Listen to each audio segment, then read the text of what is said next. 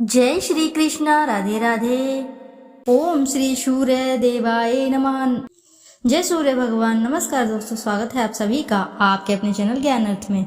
आज पौष मास का अंतिम रविवार है। आज आप रसपान करेंगे रविवार के पावन अवसर पर सूर्य भगवान की पावन एवं पौराणिक व्रत कथा, जिसके रसपान से साधक का भाग्य सूर्य के समान चमक एवं खिल उठता है। आइए ध्यान लगाकर रसपान करते हैं सूर्य नारायण की पावन एवं पौराणिक प्रचलित कथा। द्वापर युग की बात है। भगवान श्री कृष्ण एक बार अपनी बुआ कुंती के आश्रम काम्यवन में पहुँचे। उस समय पांडव लोग वनवास कर रहे थे। भगवान श्री कृष्ण ने कहा, बुआ जी, मैं तुम्हें वनवासी वेश में देखकर दुखी हो जाता हूँ। मुझे सदैव इस बात की चिंता लगी रहती है कि पता नहीं अब दुष्ट दुर्योधन का प्रहार तुम्हारे ऊपर हो जाए। अतएव इस विपत्ति से छुटकारा पाने के लिए तुम भगवान सूर्य नारायण की आराधना करो। भगवान सूर्य ही सब जीवों के नियंता और प्राण हैं। उनके तेज से ही जीवों का उद्धार होता है। भगवान श्री कृष्ण ने बतलाया कि एक बार शंकर जी से पार्वती जी ने कुछ पूछा था, उसे मैं तुमसे बतला रहा हूँ। शिव जी ने पार्वती जी से कहा, यदि तुम इस बात की जानकारी प्राप्त करना चाहती हो तो मथुरापुरी में जाओ। यहाँ सूर्यपुत्री यमुना जी की धारा प्रवाहित होती है। यमुना के तट पर ऋषि, महर्षि, मुनि आदि निरंतर तपस्यारत रहते हैं। भगवान रुद्र की आज्ञा से पार्वती जी कालिंदी यमुना के तट को चल पड़ी। कुछ ही दूर जाने पर उन्हें रास्ते में रोती बिलखती एक स्त्री दिखी। उसने बतलाया कि उसका नाम कुसुमवती है और उसका निवास कुसुमावर वन के बीच में है। संतानहीन होने के कारण उसके पति वसंत ने उसे त्याग दिया है और इस प्रकार वह निराश्रिता हो गई है। पार्वती जी उस स्त्री को साथ ले आगे चली कि उन्हें रोती हुई एक दूसरी स्त्री मिली। उसने बतलाया कि मेरा नाम गंगा है। मेरे पति महाराज शांतनु ने पुत्रों के जीवित न रहने के कारण मुझे अपमानित किया, जिससे मैं दुखी होकर घर चली आई हूँ। इसी प्रकार थोड़ी दूर जाने पर मधुवन में माधवी नाम की एक स्त्री और मिली, जो पति के वैभव का नाश होने के कारण घर से निकाल दी गई। इसके अनंतर आगे जाने पर कुमुदवन में कुमुदा नाम की स्त्री से भेंट हुई, जिसके पति को राजा ने बंदी बना लिया था और वह व्याकुल होकर विलाप कर रही थी। उन सभी स्त्रियों को साथ लेकर पार्वती जी यमुना तट पर जा पहुंची। उस तट पर पूजन उत्सव देखकर पार्वती जी ने ऋषि पत्नियों से पूछा कि यह किस देव की आराधना हो रही है, इस पूजन का विधान फल क्या है। उनकी बात सुनकर एक ऋषि पत्नी ने कहा, यह जगत पिता सूर्य नारायण का व्रत है और सभी मनोरथ को पूर्ण करने वाला है। इस व्रत को करके प्रत्येक नर नारियों ने अभीष्ट सिद्धि प्राप्त की है। तुम्हें भी यदि कोई वांछा हो तो इस व्रत को करके प्राप्त करो। ऋषि पत्नियों से ऐसी बात सुनकर पार्वती जी अत्यंत प्रसन्न हुई और उस व्रत के विधान तथा फल को जानकर शिव जी के पास लौट आई। पार्वती जी ने इस व्रत को करके विघ्ननाशक गणेश जी जैसा पुत्र को प्राप्त किया। इति शुभम। जोर से बोलिए प्रिय भक्तगणों, जय सूर्य नारायण भगवान की। प्राचीन काल में एक बुढ़िया रहती थी। वह नियमित रूप से रविवार का व्रत करती। रविवार के दिन सूर्योदय से पहले उठकर बुढ़िया स्नान आदि से निवृत्त होकर आंगन को गोबर से लीपकर स्वच्छ करती। उसके बाद सूर्य भगवान की पूजा करते हुए रविवार की व्रत कथा सुनकर भगवान सूर्य को भोग लगाकर दिन में एक समय भोजन करती। सूर्य भगवान की अनुकंपा से बुढ़िया को किसी प्रकार की चिंता व कष्ट नहीं था। धीरे धीरे उसका घर धन धान्य से भरता रहा। उस बुढ़िया को सुखी देखते हुए उसकी पड़ोसन उससे बुरी तरह जलने लगी। बुढ़िया ने कोई गाय नहीं पाल रखी थी, अतः वह अपनी पड़ोसन के आंगन में बंधी गाय का गोबर लेकर आती। पड़ोसन ने कुछ सोचकर अपनी गाय को घर के भीतर बांध दिया। रविवार को गोबर न मिलने से बुढ़िया अपना आंगन नहीं लीप सकी। आंगन न लीप पाने के कारण उस बुढ़िया ने सूर्य भगवान को भोग नहीं लगाया और उस दिन उसने स्वयं भी भोजन नहीं किया। सूर्यास्त होने पर बुढ़िया भूखी प्यासी सो गई। रात्रि में सूर्य भगवान ने उसे स्वप्न में दर्शन दिए और व्रत करने की तथा उन्हें भोग न लगाने का कारण पूछा। बुढ़िया ने बहुत ही करुण स्वर में पड़ोसन के द्वारा घर के अंदर गाय बांधने और गोबर न मिल पाने की बात कही। सूर्य भगवान ने अपनी अनन्य भक्त बुढ़िया की परेशानी का कारण जानकर उसके सब दुख दूर करते हुए कहा, हे माता, तुम प्रत्येक रविवार को मेरी पूजा और व्रत करती हो। मैं तुमसे अति प्रसन्न हूँ और मैं तुम्हें ऐसी गाय प्रदान करता हूँ जो तुम्हारे घर आंगन को धन्य धान्य से भर देगी, तुम्हारी सभी मनोकामनाएं पूरी करेगी। रविवार का व्रत करने वालों की मैं सभी इच्छाएं पूरी करता हूँ। मेरा व्रत करने व कथा सुनने से बांझ स्त्रियों को पुत्र की प्राप्ति होती है। स्वप्न में उस बुढ़िया को ऐसा वरदान देकर सूर्य भगवान अंतर्धान हो गए। प्रातः काल सूर्योदय से पूर्व उस बुढ़िया की आंख खुली तो वह अपने घर के आंगन में सुंदर गाय और बछड़े को देखकर हैरान हो गई। गाय को आंगन में बांधकर उसने जल्दी से उसे चारा लाकर खिलाया। पड़ोसन ने उस बुढ़िया के आंगन में बंधी सुंदर गाय और बछड़े को देखा तो वह उससे और अधिक जलने लगी। तभी गाय ने सोने का गोबर किया। गोबर को देखते ही पड़ोसन की आंखें फट गई। पड़ोसन ने उस बुढ़िया को आसपास न पाकर तुरंत उस गोबर को उठाया और अपने घर ले गई तथा अपनी गाय का गोबर वहां रख आई। सोने के गोबर से पड़ोसन ने कुछ ही दिनों में धनवान हो गई। गाय प्रतिदिन सूर्योदय से पूर्व सोने का गोबर किया करती थी और बुढ़िया के उठने के पहले पड़ोसन उस गोबर को उठाकर ले जाती थी। बहुत दिनों तक बुढ़िया को सोने का गोबर के बारे में कुछ पता ही नहीं चला। बुढ़िया पहले की तरह हर रविवार को भगवान सूर्य देव का व्रत करती रही और कथा सुनती रही, लेकिन सूर्य भगवान को जब पड़ोसन की चालाकी का पता चला तो उन्होंने तेज आंधी चलाई। आंधी का प्रकोप देखकर बुढ़िया ने गाय को घर के भीतर बांध दिया। सुबह उठकर बुढ़िया ने सोने का गोबर देखा, उसे बहुत आश्चर्य हुआ।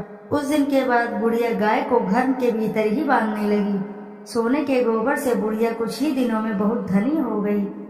उस बुढ़िया के धनी होने से पड़ोसन बुरी तरह जल भूनकर राख हो गई और उसने अपने पति को समझा बुझाकर उस नगर के राजा के पास भेज दिया। राजा को जब बुढ़िया के पास सोने के गोबर देने वाली गाय के बारे में पता चला तो उसने अपने सैनिक भेजकर बुढ़िया की गाय लाने का आदेश दिया। सैनिक उस बुढ़िया के घर पहुंचे।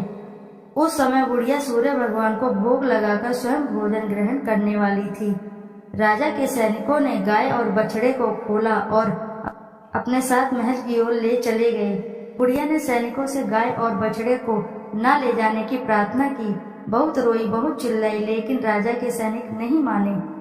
गाय व बछड़े के चले जाने से बुढ़िया को बहुत दुख हुआ। उस दिन उसने कुछ भी नहीं खाया और सारी रात सूर्य भगवान से गाय व बछड़े का लौटाने के लिए प्रार्थना करती रही। सुंदर गाय को देखकर राजा बहुत खुश हुआ। सुबह जब उस राजा ने सोने का गोबर देखा तो उसे आश्चर्य का ठिकाना न रहा। उधर सूर्य भगवान को उस भूखी प्यासी बुढ़िया को इस तरह प्रार्थना करते देख उस पर बहुत करुणा आई। उसी रात सूर्य भगवान ने राजा को स्वप्न में कहा, राजन, बुढ़िया की गाय व बछड़ा तुरंत लौटा दो, नहीं तो तुम पर विपत्तियों का पहाड़ टूट पड़ेगा, तुम्हारा महल नष्ट हो जाएगा। सूर्य भगवान के स्वप्न से बुरी तरह भयभीत राजा ने उठते ही गाय और बछड़े को तुरंत लौटा दिया। राजा ने बहुत सा धन देकर बुढ़िया से अपनी गलती की क्षमा मांगी। राजा ने पड़ोसन और उसके पति को उनकी इस दुष्टता के लिए दंड भी दिया। फिर राजा ने पूरे राज्य में घोषणा कराई कि सभी स्त्री पुरुष रविवार का व्रत किया करें। रविवार का व्रत करने से सभी लोगों के घर धन्य धान्य से भर गए। चारों ओर खुशहाली छा गई। सभी लोगों के शारीरिक कष्ट दूर हो गए। राज्य में सभी स्त्री पुरुष सुखी रहने लगे और सुखी जीवन व्यापन करने लगे। बोले सूर्य देव की जय। आइए अब करते हैं सूर्य चालीसा। दोहा। संत शरण पदम कंजयुत महीधारी, शीश नवाय सूरज चालीसा लिखो, मोह कम हो सहाय।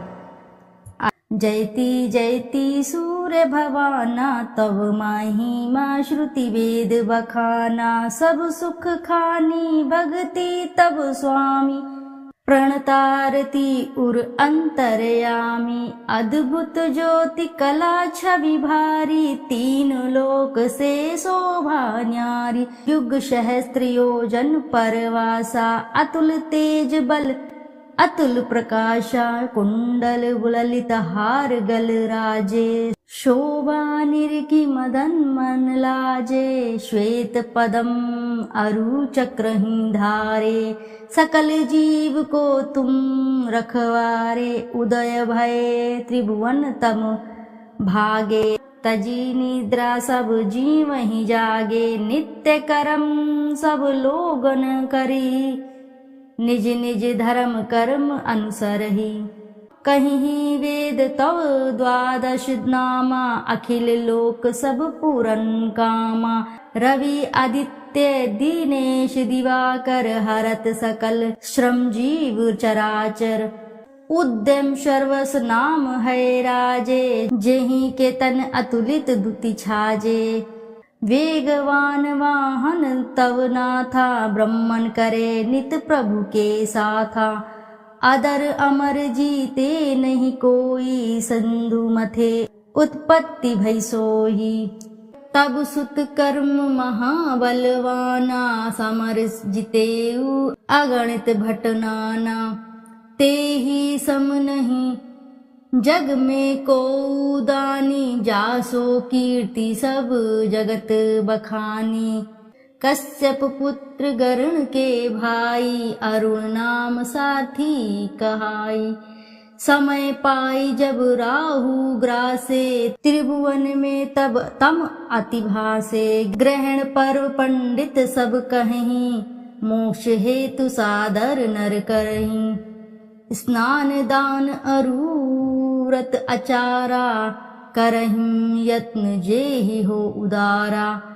एहि कर महिमा वेद पुराना, विविध भांति सब ग्रंथ बखाना। उदय अस्त लो तुम्हरो राजा, करत सदा भक्तन को काजा। जो नर ध्यान तुम्हारो लावे, मन वांछित फल निश्चय पावे। धनी धनी महिमा तुमरो नाथा, नमत जीव सब धरी महिमा था। पढ़े सुने जो सूर्य चालीसा, वाको होत सकल अग खीसा। खग मृग जीव जंतु नर नागा, मेघ झरत कुसुमित वन बागा। वृक्ष लतादिक तब अधीना, जीमी जल पाई सुखी हो मीना। कुष्ठग्रस्त रह जो नर कोई, ध्यान धरे ताकर दुख खोई। लवण रहित व्रत रवि को करही, वाको दुख पावक माज रही। भूमि शयन प्रभु पद चित लावे, वर्ष एक एहि भांति बितावे। पाठ करे नित सूर्य पुराना, करी पूजा धरे उर ध्याना। व्रत पूरा करी होम करावे, दान दे अरुण विप्र जिमावे। हवन भस्म मर्दे सब अंगा, ताको दुख निश्चय हो भंगा। मधु अमीश रवि दिन कर पाना, रोगी सात जन्म परमाना। जन्म जन्म महा धन दुख पावे, रौख नरक अंत में आवे। तैल मास मधु नारी जो त्यागहीं, वाको दुख व्याधि सब भागहीं। पाठ करे गृह पीड़ा नाशे, मोक्ष ज्ञान बहुविधि उद्भासे। पूजन बंध्य करे जो कोई, पुत्रवती निश्चय सो होई। नेत्रहीन जो प्रभु चित लावहीं, दिव्य दृष्टि निश्चय सो पावहीं। विद्या धन बल जो नर चाहेहीं, सो सब भांति सकल सुख लयहीं। जो ये चरित सूर्य को गावे, अंत समय तब धाम सिधावे। श्रद्धा भक्ति धारी ही ये पाठ करे मन लाए। सुख संपत्ति बहु भोग करी, सो तब धाम सिधाए। संत शरण को तनय हूँ, शिवदत्त मिश्र सुनाम। देवरिया मंडल बसूं, धाम मझौली ग्राम। सूर्य चालीसा रचेऊ, तुम्हारो है आधार। भाद्र मास की पूर्णिमा, करहूं कृपा दतार। प्रिय भक्तगणों, प्रेम से बोलिए जय सूर्य नारायण की। श्रोताओं, यदि आपको कथा अच्छी लगी है तो वीडियो जरूर लाइक करें, साथ ही चैनल को सब्सक्राइब करें और एक बार अपनी सच्ची श्रद्धा के साथ कमेंट बॉक्स में जरूर लिखें जय सूर्य भगवान की। फिर मिलते हैं आपसे ऐसी किसी नई कथा कहानी में। जब तक के लिए नमस्कार श्रोताओं।